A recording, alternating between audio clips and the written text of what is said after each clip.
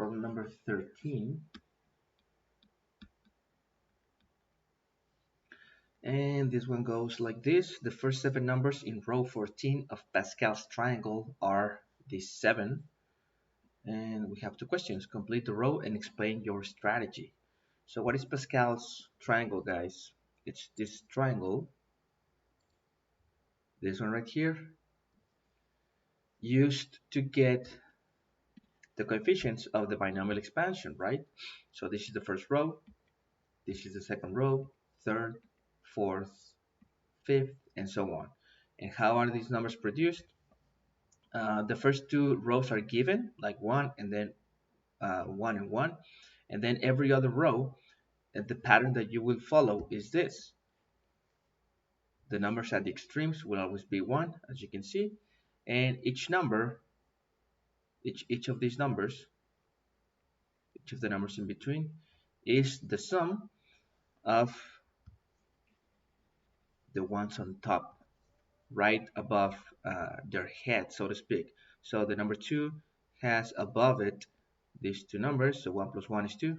You see, the number 3 has above the number 1 and the number 2, so you get 3. 1 plus 2, 3. 3 plus 3, 6. 1 plus 3, 4. So you get the idea, right? Also realize that the rows are completely symmetrical, right?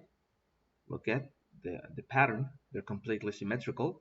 And realize that the nth row has n, let's say n numbers. Okay, right? The first row has 1 number, the second row has 2 numbers, and so on. That's what I mean by this.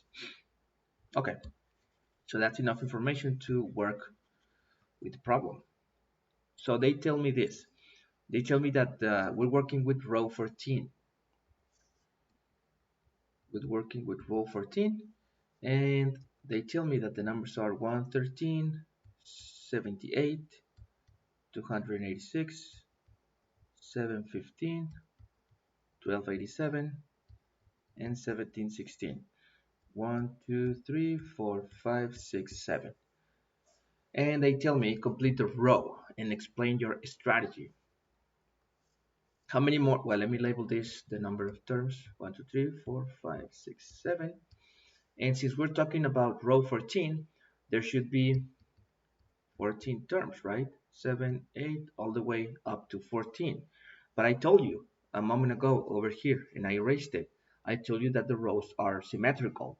If we have in here already 7 of the 14 terms, then the other 7 on the, let's say on the right side of the row, from the middle, this is the middle of the row, then they should be completely the same as these ones in some sort of a mirror symmetry, right? So this one should be the same as this one. You see, think of a reflection in the mirror, and then the next should be this one, and then the next this one, and so on, all the way down to 1. You see?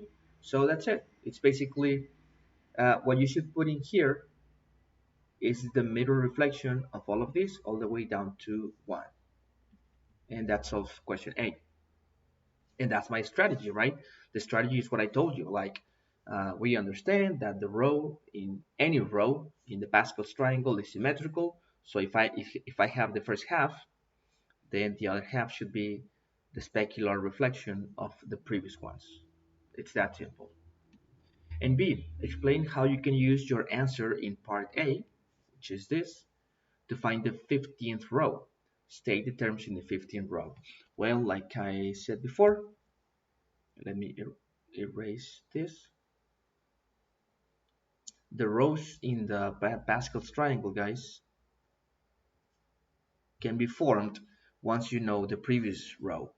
So for example, row 15, which is the one below row 14, that's going to be equal to, well, it's going to be as follows. It's going to be 1, and then the number that goes here is the sum of these two.